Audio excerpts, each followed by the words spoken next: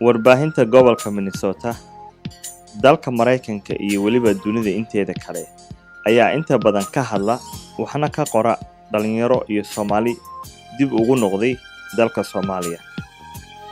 Haddaba barnaamijkeena Tusmo Wanaag ee toddobaadkan waxaan ku soo qaadanaynaa mid ka mid ah Soomaalida reer Minnesota ee iyagu dib ugu noqday dalka Soomaaliya.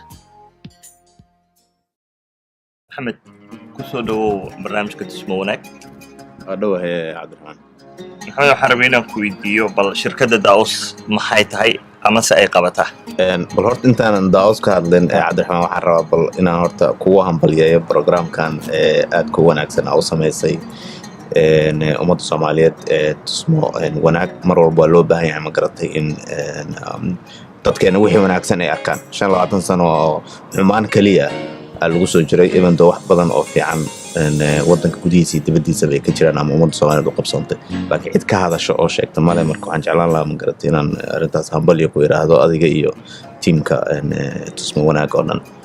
Waxaan ogahay Maxamed inaad tihiin shirkad saldhigeedu yahay gobolka Minnesota balse ka shaqeeya wadankii Soomaaliya iyo gaar ahaan qaaradda Afrika. Marka maxay yihiin adeegyada aad ka ganacsataan marka?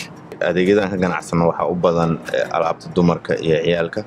Qaybta ciyaalka oo kale waxa kamid ah ma garatay xafaayada Nuna Soomaalida intooda badan u yaqaanaan. Waxaa jira xataa caanaha ciyaalka oo iyaga markay dhashaan ilaa markay 10 sano gaaraan.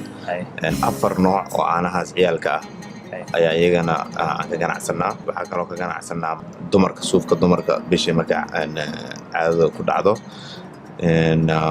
iyo waxyaabo kale ma garatay dumarka waxyaabo isku qurxiyaan. Marka ilaa iyo 7 product ayuu leeyahay maanta Daos.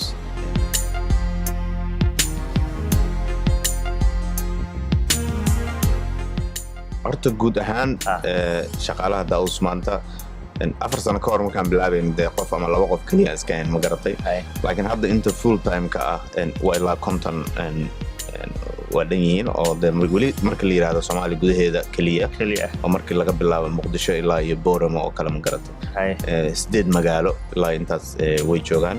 Guud ahaan hadda saleska ama shirkadana the millions way dhaafsiisan tahay guud ahaan sanadkan marka la yiraahdo.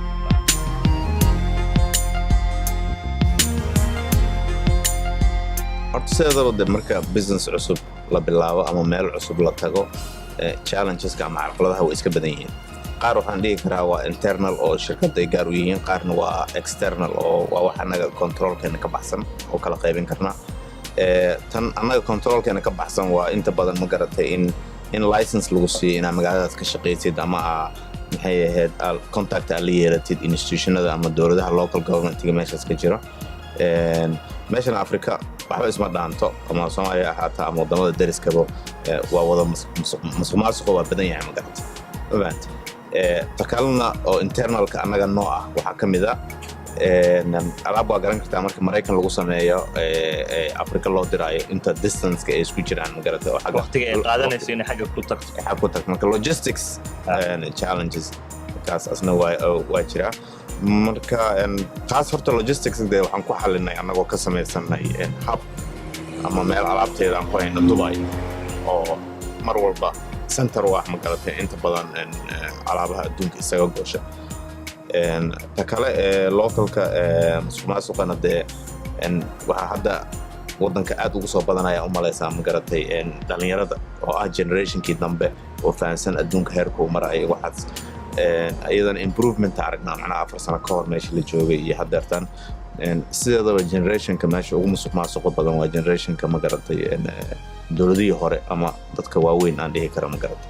Laakiin dhalinyarada waxa u maleysaa ma garatay inay markay wada fariistaan isla fahmayaan waxaan faa'iidada wadanka aan ku soo celinay xagga shaqaaleysiinta hadday tahay ma garatay, xagga cashuur bixinta hadday tahay ma garatay, xagga caawinta hadday tahay ma garatay iskuulada iyo dadka masaakiinta ah.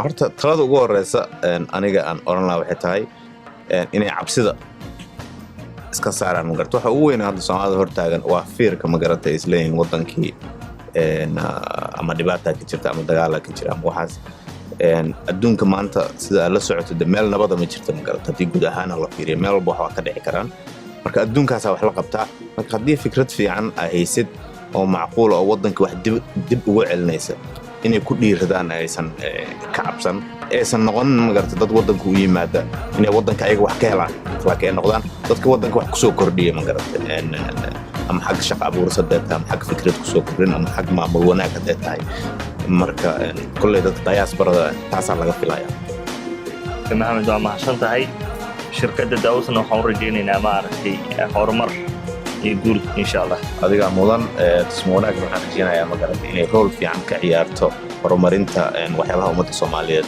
ay qabsato